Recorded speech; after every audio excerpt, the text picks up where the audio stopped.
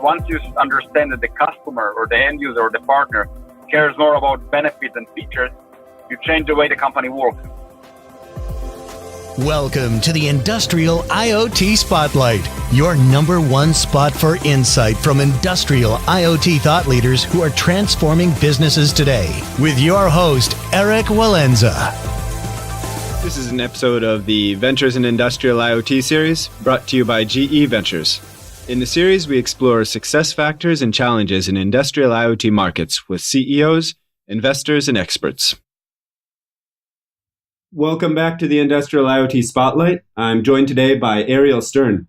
Ariel is the CEO of Ayyeka, and Ayyeka is a company that is introducing innovative cybersecurity turnkey data monitoring solutions for industrial automation.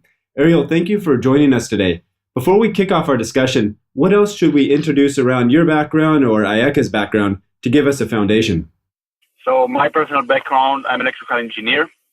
Graduated in Israel, and I have my partner and my colleague is a computer scientist or software engineer, and we know each other for a lot of years, like more than 20 years together. We grew up together literally, and when we graduated and finished our initial career path, so we said, let's do something together. Initially, we did some kind of a small offline project that is now, it's also part of IoT, but back then it was 2008 or 9, no IoT was out there. It was called telemetry or machine to machine. We did bicycle tracking devices. We thought it will be a big hit, which was obviously not. I still think that it is a challenging area to track bicycles and to commercialize it. But we found ourselves with a solution. We had a software component and a hardware component that can communicate data. And this is how Ayyeka started.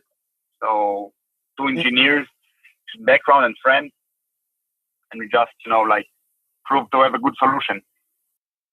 Yeah, that's interesting. So just in the past 24 months or so, a couple of companies out of China called Ofo and Mobike raised about 1.5 billion, I think now north of 1.5 billion, around a shared bike solution with GPS tracking. But I think that's a little bit unique to the Chinese market. Ariel, I can see from your background that you were a captain in the Israeli Air Force, and then also were working for the Ministry of Defense. There's a lot of excellent technologies coming out of companies whose founders at some point passed through the defense sector in Israel. So what's the backstory here? Is it just focus of the Israeli military tends to be more on technology, or is it the way that they train or structure the program? In this perspective, I think we are just lucky because it's a mandatory service in Israel, the military service, and as very young engineers, think about it, I was a young engineer, probably in my early 20s. I received introduction or access to a very, very developed technology areas, because as you know, the defense industry typically is one generation ahead of civilian industries in some aspects, in some technology aspects. So the reason that it's so popular moving from the military to the civil is because we are relatively lucky. We are young engineers getting a lot of responsibilities and access to high technologies or high-end technologies. Same for me, same for my partner. He served in a cyber security part of the Israeli defense force. So we were fortunate enough to have early access in our career to high-end technology and a lot of responsibility. I was serving as a project manager for my initial career, so I received access to protocols, to routines, to development cycles, a lot of things that typically takes for other people, let's say 10 years to develop in their career. You start as a young engineer and you climb up the ranks. So in our case in Israel, if you're fortunate and you go into like a special path in the military service, you can have a very early access to high-end technology with high development skills or environment. This is, I think, the reason you see a lot of let's call it young veterans from the military moving toward technology aspect, because they see a lot of technology in their early career. They get a lot of responsibility, and then when they leave the army, they say, I can do it as well on my own, or at least try to. This is why you see a lot of shift from startup, from the defense side to the civil side. At least this is my perspective on that. Got you. So that makes a lot of sense. The topic of our discussion today is on bridging the gap between technology companies and traditional corporates, the companies that are supposed to be adopting these solutions. So explain from your perspective, what are some of the challenges you face in terms of translating your technologies into a business case that can be understood and appreciated by a company that doesn't have a deep background in the technology domains that you're specializing in? Okay, so what we saw is there is a huge mental gap between entrepreneurs and then technology hype and venture capital and this area that's called the new economy and what is called the traditional markets. Industrial IoT specifically is touching a very sensitive point in the space because the end user or the client is typically coming from the traditional space, factories, infrastructure companies, utilities, government end users, those kind of things. That are very specialized in what is called operational technologies, but relatively limited in scope of what is called information technologies. And some people say they are slow to adopt, which I don't agree. They're not slow to adopt. They're just big organizations. And to shift a big organization takes time. It's not like a small company that you offer them a solution and they can decide overnight. Or it's not a B2C, like it's not customers that can decide overnight if to buy an application or to sign up to a new service, thing like that. Like if you work in a big organization, a factory or utility, thing like that, propagating the message and reaching to the right decision maker takes time. For a small company, a startup, it's very challenging because you approach those very solid entities. You try to approach them with reasoning, to explain, or to learn from them, or to join forces, etc. But for them, it takes time. They're moving, but it takes time. You think they're moving too slow. They think you're moving too fast. And this mental gap, this is the challenge that we see a company like Ayyeka and some probably dozens of other companies are facing.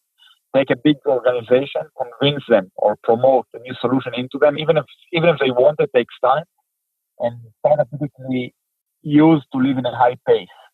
Every day something new, every day a new deal, every day new technology.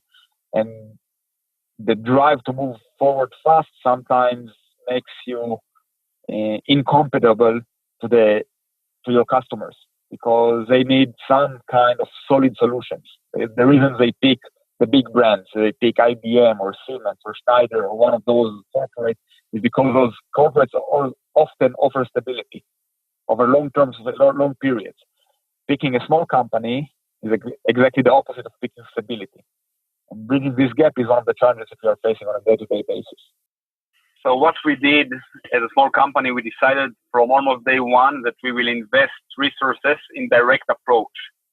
Meaning, and it's tricky because we are aware to the fact that at least some majority of the market is dominated by the big players, meaning service providers or big entities, etc. But if we rely only on them to promote the message, it may take time or more time that we have. So what we did initially, we said from day one, we need to think like a mature company, that when we will present ourselves to a partner or end user, the immediate reaction will be, this is a good solution, a solid solution, reliable solution.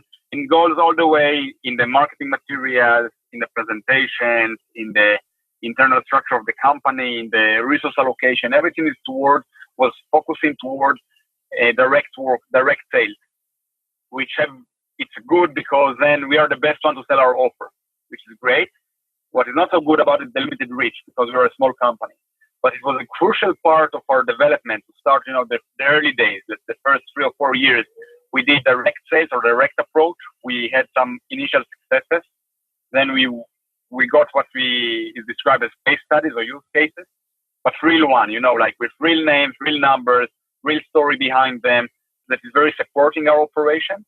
And then what we saw, then we moved to the second tier of working with bigger partners because once they understood that we are real and we are probably here to stay and we are not like a startup dream, like a startup fantasy that's to say, okay, we will work for 2 years, make some advancement and then move forward or sell the company to others.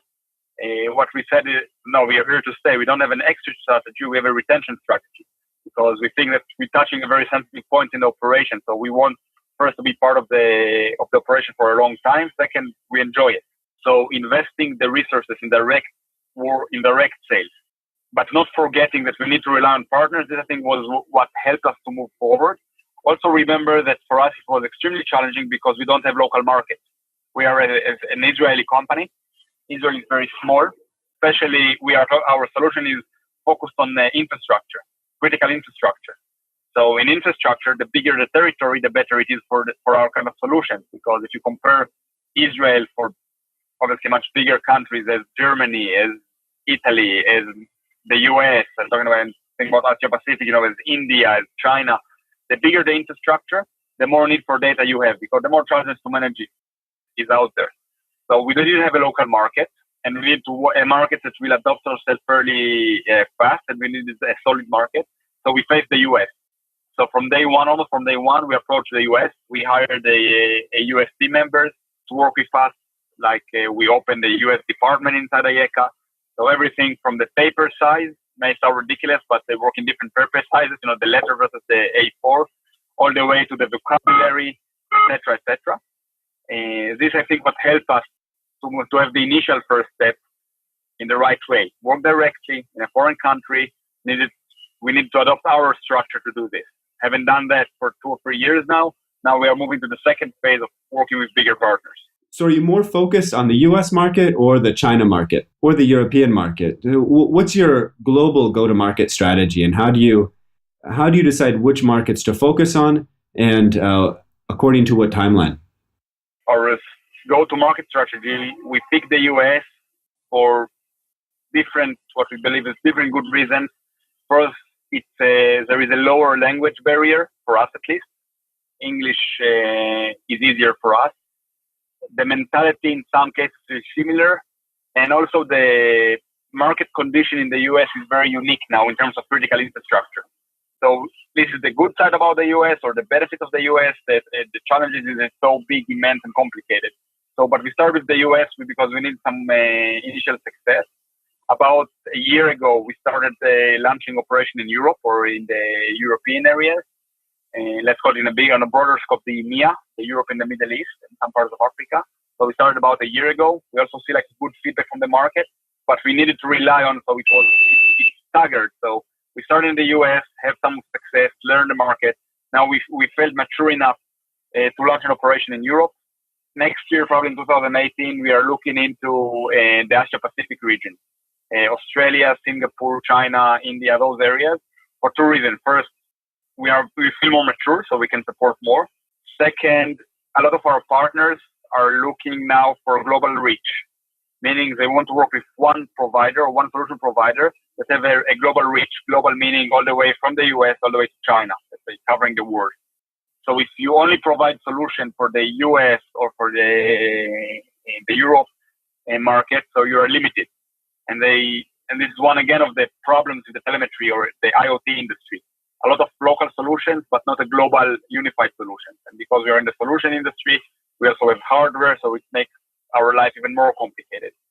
But US, we started because it was easier for us, and it was proven to be a good choice. Europe is a natural expansion for us as Israelis, and Asia Pacific is a third stage in this multi-stage process for global reach. So what are some of the challenges that you face from a technical implementation point of view? I suppose some of your users are sophisticated, and others might, in terms of IT, be relatively new to deployments of IoT solutions. So probably the most challenging thing is to change the mindset of the company. We are a technology company. Technology people always think about features. Think about it when you buy a new iPhone, for example, or a new smartphone, or you are taking, if you're a technology-oriented person, you take a great deal to look at the features. Screen size, gigabytes of memory, a lot of those bits and bytes. And this was very convenient for us as a technology company. We can talk about encryption protocols and about functionality of the hardware, etc., etc.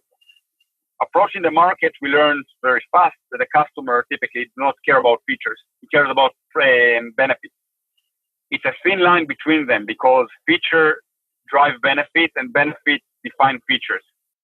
But sometimes, at least in our early stage, it was a mix in our side from marketing perspective and also from the R&D perspective, we mix features with benefits. And as long as you are a pure technology company and you don't have a lot of customers, you're very, very focused on features because you think features will make you shine through the crowd. What we learned after a few years of operation is that benefits make you shine through the crowd because benefits bring clients bring insights bring better technology. Especially, it's by the way true for probably almost any kind of market, almost any market, but it's especially true for the infrastructure because IT, as I said, is the weak spot. They are not IT-focused companies. They have aspects of IT, some of them are very well developed, but in most cases, IT is not the day-to-day operation. They use it, but it's not the focus of the company. Because we are considered an IT solution, and by definition, IoT is part of the IT domain, they tend to provide less attention. I can tell you, I was sitting in meetings as we talked about monitoring some water infrastructure. 90% of the meeting was talking about welding and valves and metal and things like that because it's very, very related to what they were. And 10% was related to the telemetry, although the meeting was about telemetry. And we learned to adapt into it because once you understand that the customer or the end user or the partner cares more about benefits and features, you change the way the company works and technology-wise as well. So it's very nice to be on the front end of technology, very, very cool, very good looking in LinkedIn and those kind of things. But the customer, if you cannot really use it, probably there was not any to develop it. And it took us a while. We are still in shifting, by the way. We're still a technology company, but now we are more organized toward a benefit. So the transition it's a mental transition between a startup and a business and an enterprise. So you shift as we grow. It was challenging in the beginning, but now I think it's part of the challenge. We really like it. All the company likes it. Even the R&D team, which in theory should be the most disappointed from such shift because features is a very cool thing to develop. I think we're on the right way there. That's a great perspective.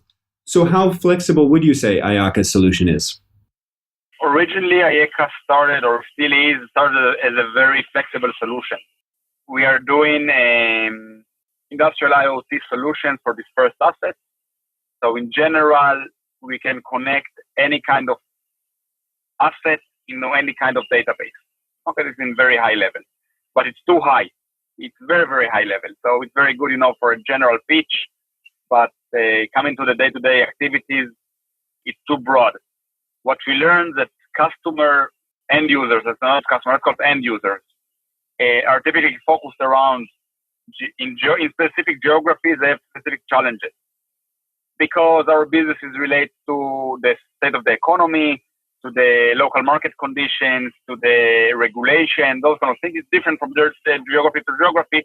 But once you start working in geography, you can get a very nice overview of the situation. And then you need to adapt the very wide solution into something more specific. And if you're able to do this, to bridge this gap, this mental gap, you are able to quantify the solution, meaning the return of investment and those kind of things are better described. But in order to do this, you need to understand what the business conditions or the business environment you're working in. For example, the wastewater market in the US is different than the wastewater market in Central Europe. It's similar, the engineering is similar, okay, wastewater is similar. But the need for data or the use of data or the implementation of IoT technologies is a bit different because the regulation is a bit different and the local governance is a bit different. But if you listen carefully to the customers or to the partners, and you like what we typically do is we listen more than we talk, at least in the first meeting, because they describe. It's not a secret. Typically they know very well to describe their challenges. So if you listen more than pitch, you can absorb very fast. And if you are fast enough to adapt it into the solution, so you can let's call it win their trust because they see you as a partner and not as a vendor. And this is crucial in the development of the IoT ecosystem. They need to think of you as a partner and not as a vendor because vendor is temporal. Okay, so let's say I can be a vendor of office supplies to an end user or a partner. This is temporal because in the next few weeks or months, I will be the vendor, the preferred vendor. But after 2 years, someone else will come. if they see you as a partner, and this is what we are aiming for, they will see you as a long-term partnership for 5, 10, or 15 years. And this is what we are aiming for, but then we need to listen and to adapt our very wide solution into their very narrow challenges. And this is what we do almost on a daily basis. Maybe you can give us some examples. You don't have to name names, but give some illustrations of how Ayyeka's technologies have benefited your clients. And if you prefer, you can simply use use case examples or anonymize your client names. Okay, I will touch on 2 points without going into the specific details. Sometimes our customers are more sensitive, to wide audience. What we are very proud of is, or some of the things we are proud of, is relates to we are a very versatile solution, meaning we don't solve only one problem or challenge.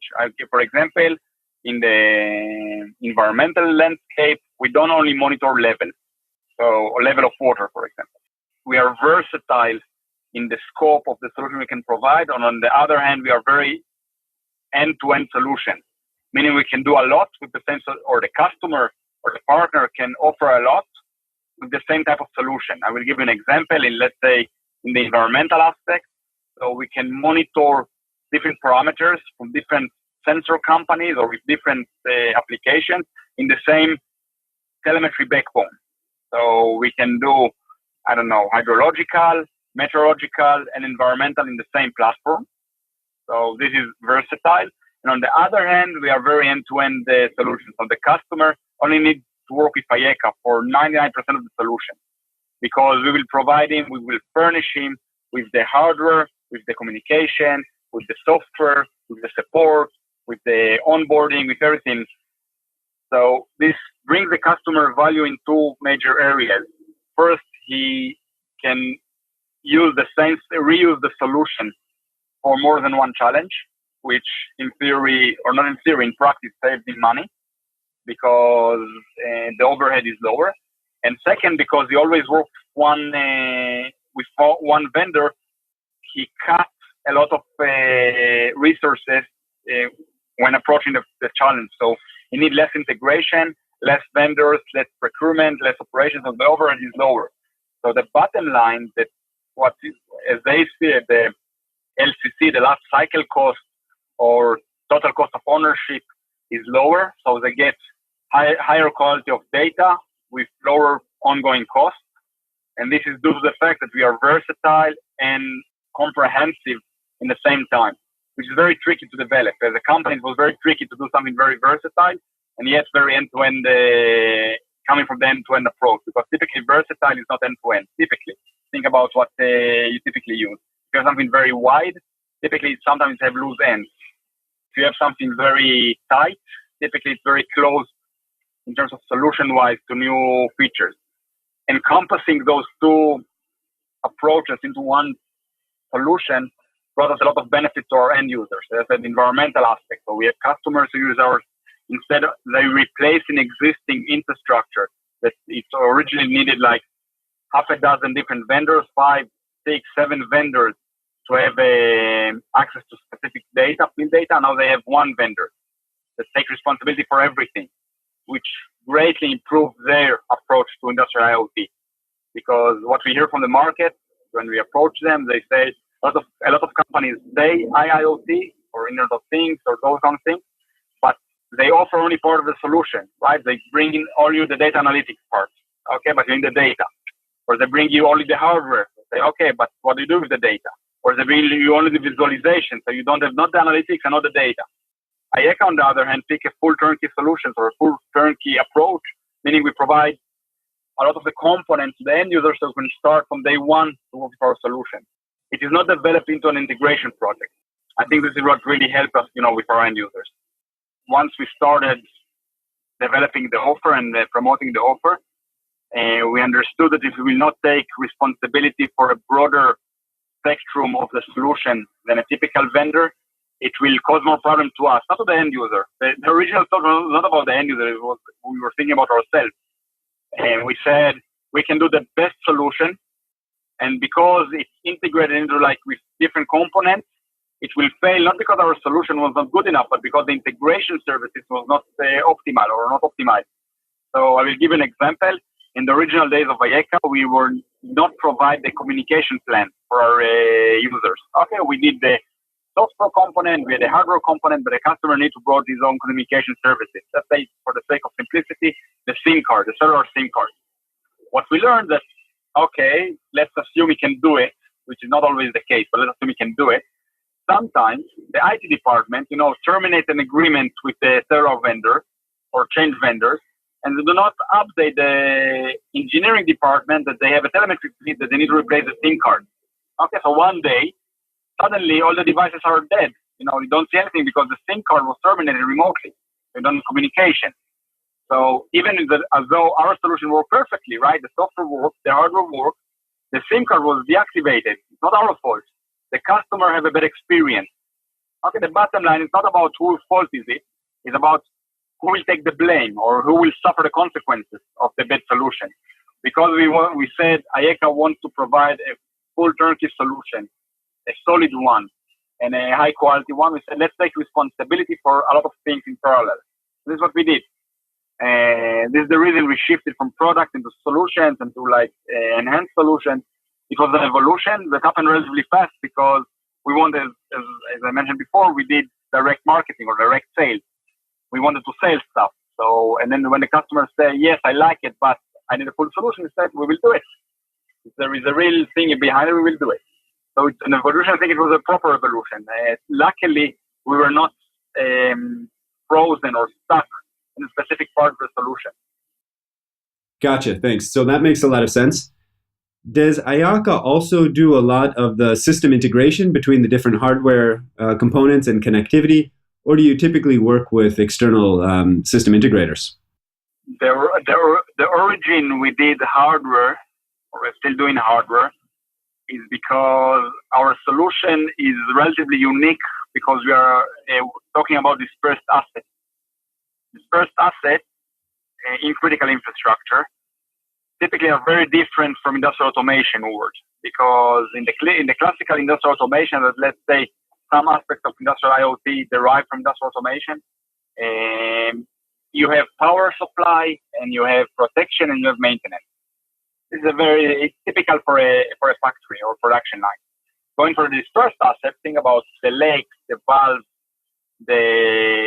transformers, those kind of things. You typically will not find all three things. You will not find good maintenance, you will not find protection for the equipment, and you will typically not find power. But our business was there.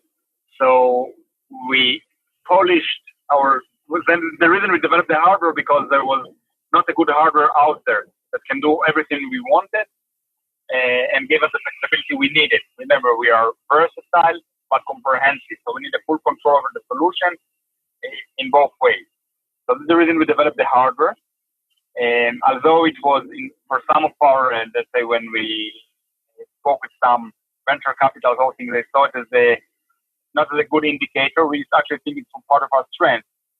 And that we can offer a full turnkey solution. We can offer all the way from the hardware itself. It doesn't matter if it's a board or a component or a full certified solution, all the way, to the visualization of the data. Doing it in a versatile way gives us a lot of strength and flexibility that the bigger players and the bigger partners actually now learn to like, because we can offer them the easiness of approaching the market with a very, very, agile solution. Because there is almost, if you ask the right question, you will probably find that our solution can solve it or help you with this challenge. So we try to adapt. We really like our hardware. Obviously, we are flexible, depending on the customer type. We do a lot of things for specific customers, under private agreement. But I think that this is part of the strength, taking what's called almost like a vertical approach, all the way from the hardware design to the software architecture, really helps us.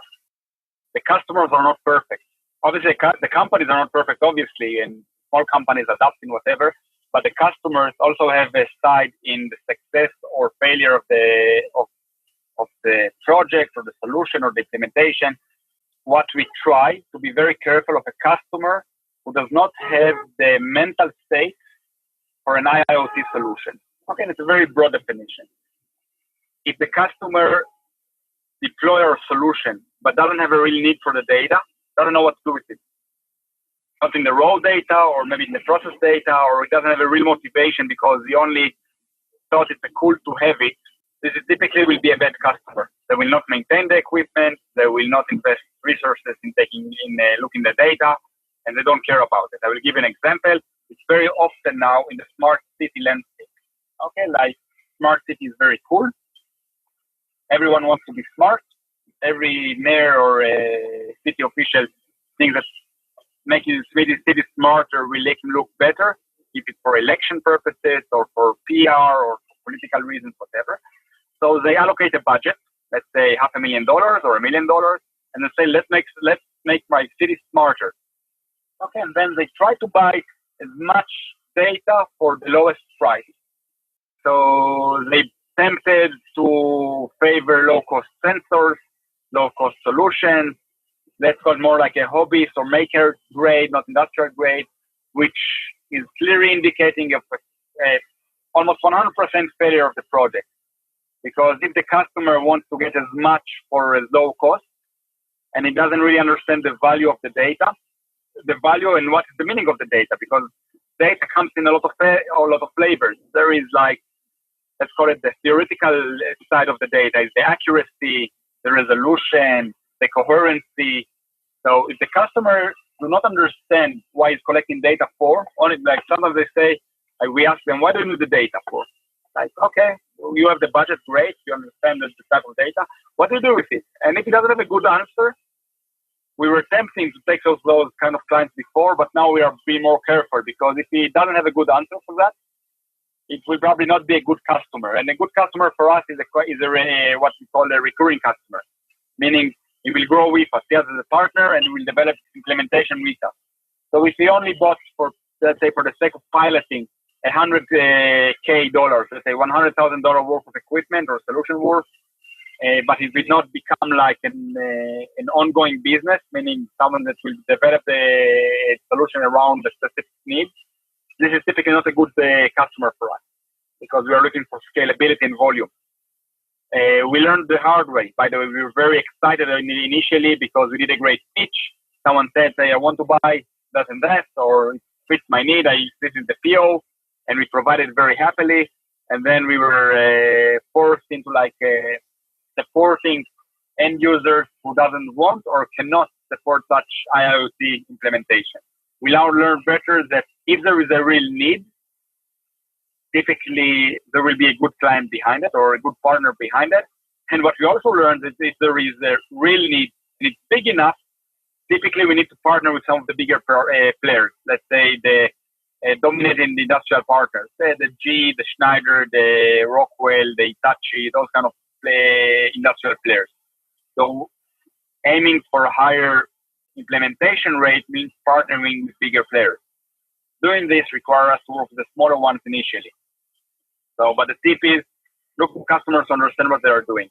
Better than you, preferably. Ariel, how can people get in touch with you and learn more about Ayyeka? First, the website, www.ayyeka, which is, by the way, it's a strange word. It means, where are you, in Hebrew. Remember I said we started bicycle tracking devices, like, 10 years ago or something like that, 7 years ago. So Ayyeka, where are you, where the bicycle is. So we have the name, and we kind of like it, and it's also a good story to start a pitch. So our website is available. We have a contact details there, info@ayyeka.com is the email. We have phone lines, we have webinars. We are a fairly good online visibility. So whoever is interested, just shoot us an email. Ariel, thank you so much for your time. It was a pleasure speaking with you. Thanks for tuning in to another edition of the Industrial IoT Spotlight. Don't forget to follow us on Twitter at IoT1HQ and to check out our database of case studies on IoT1.com. If you have unique insight or a project deployment story to share, we'd love to feature you on a future edition. Write us at eric.walenza@IoT1.com. Thank you for joining us for another episode of the Ventures in Industrial IoT series. You can learn how GE Ventures goes beyond funding to support their partners in technology development and commercialization at www.geventures.com.